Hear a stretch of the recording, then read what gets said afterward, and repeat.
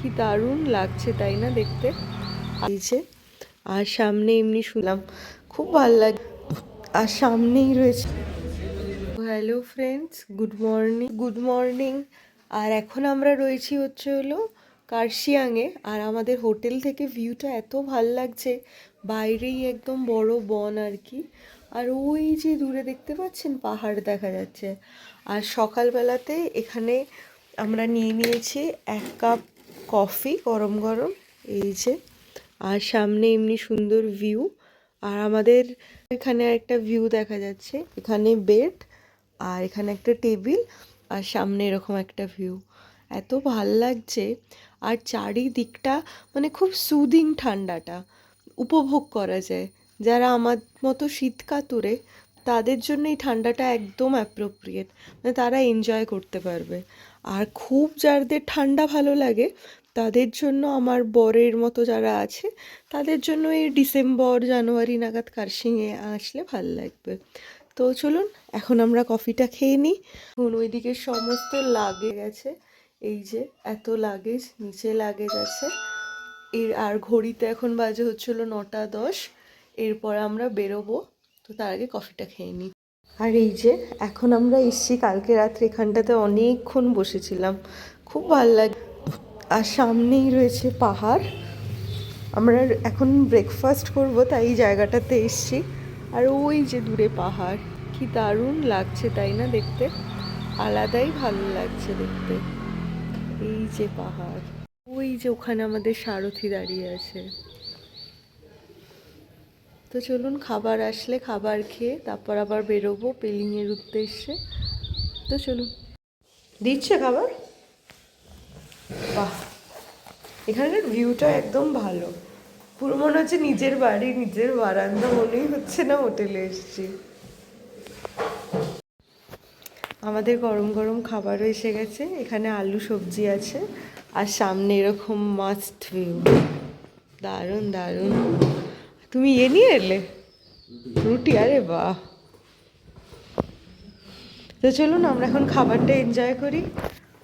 আর এই যে পুরো ধোয়া উঠলো, রুটিটার একটা। এই যে এটা হচ্ছিল আমার খাবারের প্ল্যাটার, রুটি আর সবজি।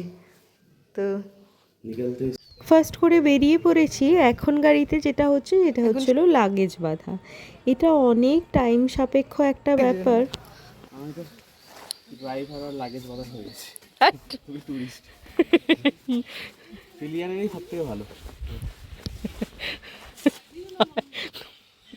অ্যাকচুয়ালি। যে গাড়িতে লরিতে দেখবে যে থাকে অ্যাসিস্ট্যান্ট, সেই সব বাদু টানে, লাগেজ প্যাক করে। তুমি আমাকে শিখিয়ে দাও, আমি করে দিচ্ছি। দেখো দেখে দেখে শেখো। দেখে দেখে হচ্ছে না, কি করে শেখাবো? এই বি চাপের কাজ।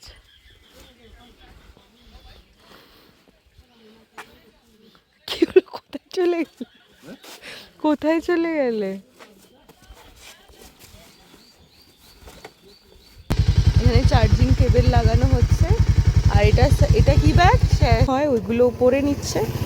তো মোটামুটি রেডি হয়ে গিয়ে তারপর দেখা হচ্ছে। তো চলুন। সার্ফ জলে ভালো করে একটা ধুতে হবে, দিয়ে মেলে দিতে হবে। জ্যাক। আর ওই দেখুন, হ্যালো হ্যালো, ও মা। আমাদের জার্নি স্টার্ট হচ্ছে তাহলে এখান থেকে। এই জায়গাটাতে এসেছিলাম, এখানটাতে এসেছিলাম, এখানে এসেছিলাম, এখান থেকে ম্যাগি খেয়েছিলাম। আর এখন জার্নি স্টার্ট হচ্ছে। খুব এক্সাইটেড, খুব অ্যাডভেঞ্চারাস, খুব ভয়ের। তো পুরো ভিডিওটা যদি বেঁচে থাকি তাহলে আপলোড করব, আর যদি আপলোড না হয় তো তাহলে ভিডিও করে রাখছি। তো চলুন গিয়ে দেখা হচ্ছে। এইদিকে ওই শহরটা দেখতে কি ভালো লাগছে। লাইন গেছে, টয় ট্রেন আজকে দেখতে পাইনি, এই দিক থেকে টয় ট্রেনের লাইন গেছে। আর ওই যে শহরটা কি ভালো লাগছে, পুরো মনে হচ্ছে যেন ওই দোলের আগে ঝুলন সাজায় না, পুরো ওরকম মনে হচ্ছে যেন ঝুলন সাজিয়ে রেখেছে কেউ, এত সুন্দর লাগছে। আর উপরে একটা টাওয়ারও রয়েছে। পাহাড়ি রাস্তার কথা কি বলবো, যতই বলবো ততই কম করবো।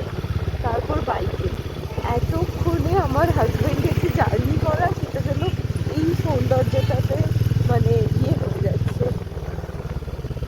দিয়ে যাচ্ছে, এদিকেও গাড়ি আসছে।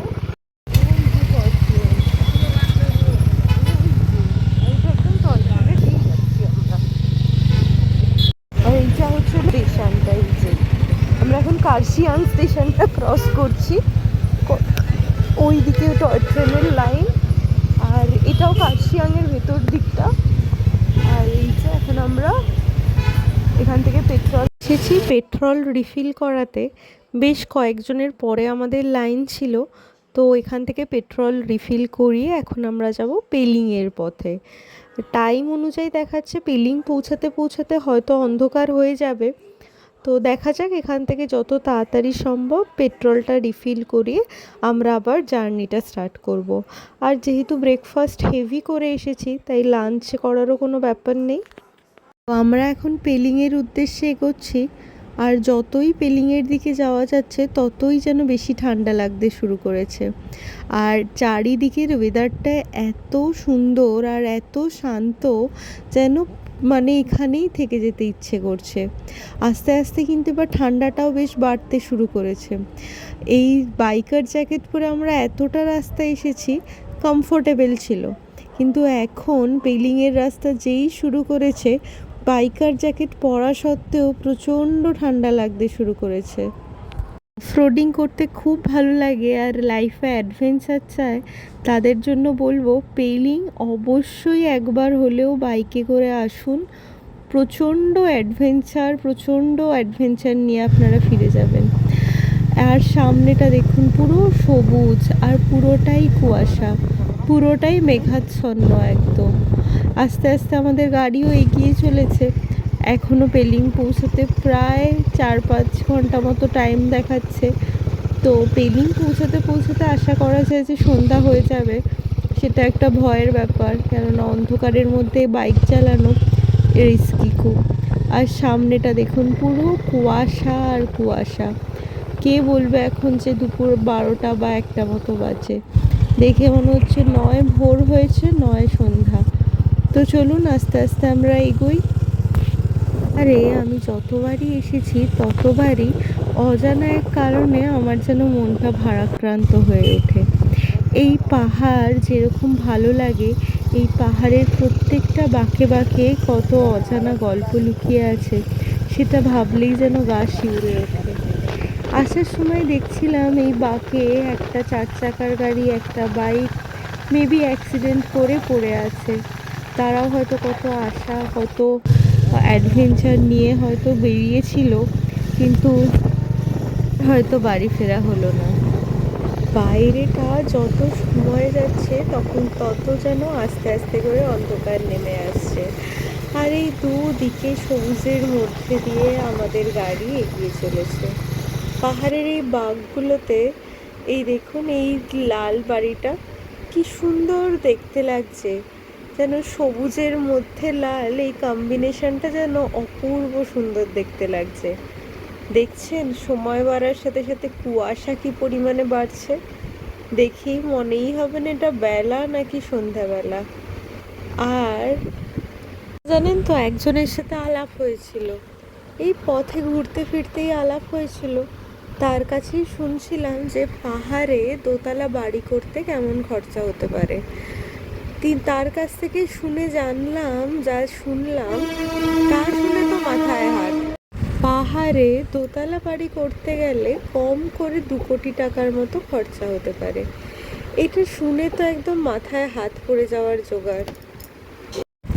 আর ভেতরে যে ইন্টেরিয়ারগুলো হয় তাতে নাকি প্রায় কম করে 70 লাখ টাকার মতো খরচা হতে পারে। আসলে পাহাড়ে তো মানুষকে উঠতে বা অনেক কিছু অনেক ব্যয় সাপেক্ষ হয়, তাই আর কি এত খরচা হয়ে যায় পাহাড়ে বাড়িঘর করতে। আর ভাবুন তো, এত হোমস্টে যে পাহাড়ে তৈরি হচ্ছে, এরপরে কোনো হোমস্টে যদি না চলে তাহলে মালিকের কী অবস্থা হয়। আমার তো ভেবেই গা শিউরে উঠছে। কথা বলতে বলতে অনেকটা পথ চলে এসেছি, এখনও পেলিং যেতে অনেকক্ষণের জার্নি বাকি। আগেই তো বলেছি একদম দুপুরবেলাতে ব্রেকফাস্ট করে বেরিয়েছি সকালবেলাতে, তাই এখন আর ব্রেকফাস্টের ঝামেলা করছি না। একদম যেখানে যাব সেখানে গিয়ে পেলিংয়ে গিয়ে খাওয়া যাবে তাই। এই যে এখন পাহাড়ে এসেছি, একেবারে 6 মাস যাতে ভালো করে কাজ করতে পারি তারই রসদ নিয়ে তবেই আমরা কলকাতাতে ফিরবো। আর পাহাড়ে বাইক রাইডের তো আলাদাই এক্সপিরিয়েন্স, যতটা অ্যাডভেঞ্চারাস ততটাই ভয় ততটাই ভালো লাগা, সব কিছুই খুব বেশি বেশি করে। তো কথা বলতে বলতে আমরা চলে এসেছি, আর কিছুক্ষণের মধ্যেই আমরা পেলিংয়ে ঢুকবো। আর এইবার কিন্তু অতটা ট্যুরিস্টও আসেনি, দেখতেই পাচ্ছেন ট্যুরিস্টদের গাড়িও খুবই কম। আসার সময় জায়গাটা দেখলাম, দেখে এত ভালো লাগলো তাই আর কি ক্যামেরাটা অন করলাম। এই জায়গাটা হয়তো আপনাদের মনে থাকবে, এর আগে যখন আমরা সপরিবারে দার্জিলিংয়ে এসেছিলাম তখন এই লামাহাটা ইকো পার্কে আমরা এসেছিলাম। এখন এই রাস্তাটা যখন ক্রস করছিলাম তখন আর কি সবার কথা খুব মনে পড়ছিল। এই যে এই ইকো পার্কেই আমরা আর কি ফটোশ্যুট করেছিলাম, তো অনেক মেমোরিজ মনে পড়ে যাচ্ছিল আর কি। আর সবাই মিলে ঘুরতে আসার তো একটা আলাদাই ভালো লাগা থাকে, তাই না? এখন আমরা যাচ্ছি পেশকের দিকে। এর আগে যখন দার্জিলিং সবাই মিলে ফ্যামিলি ট্রিপ করেছিলাম তখন এই পেশকেও আমরা গেছিলাম। আর পেশক জায়গাটা অসম্ভব সুন্দর একটা জায়গা। এখান থেকে আর কি ওই নদীর ইয়েটাও দেখা যায়, মানে যেটাকে পেশকের লাভার্স ভিউ পয়েন্ট বলে। কিন্তু জানেন তো, পেশকে যাওয়ার যে রাস্তাটা আছে এই রাস্তাটা প্রচণ্ড চড়াই, 4 চাকা যেতে গিয়েই তার বেগ পেতে হয়, আর আমাদের তো 2 চাকা। ব্যালেন্সিংটাও একটা বড় ফ্যাক্টর, এখান থেকে চালানোটা খুবই রিস্ক হয়ে পড়েছিল। তো কথা বলতে বলতে এবার আমরা চলে এসেছি পেশক টি গার্ডেনের সামনে বা পেশকের সামনে। তো চলুন এরপরে গিয়ে দেখা হচ্ছে। একটা রাস্তা আমরা পেরিয়ে এসেছি যেখানে কিনা দুদিকে খালি সবুজ ছিল। এখন তো তাও একদিকে একটু বাড়ি ইটকাট পাথর দেখা যাচ্ছে, দেখেও বেশ ভাল লাগছে আর কি। আসলে পাহাড়ের দিকে বাড়িগুলোর মধ্যে ডিস্টেন্স এতটাই বেশি থাকে যে এক বাড়ি থেকে আরেক বাড়ির সাধারণত চট করে দেখা পাওয়া যায় না। তো চলুন, এখন আমরা চলে এসেছি আমাদের ডেস্টিনেশনে, এখানে কিছুটা সময় দাঁড়াবো, ওই জন্যই আসা আর কি। একটানা তো অনেক বাইক চালানো হয়েছে, এবার একটু দুজনেরই একটু রেস্ট নেওয়ার দরকার। তো চলুন একদম পেশকের লাভার্স ভিউ পয়েন্টে গিয়েই রেস্ট নেওয়া যাবে। আর এটা হচ্ছিল লাভার্স ভিউ পয়েন্ট থেকে এই নদীটার দৃশ্যটা এত ভালো লাগছে দেখতে।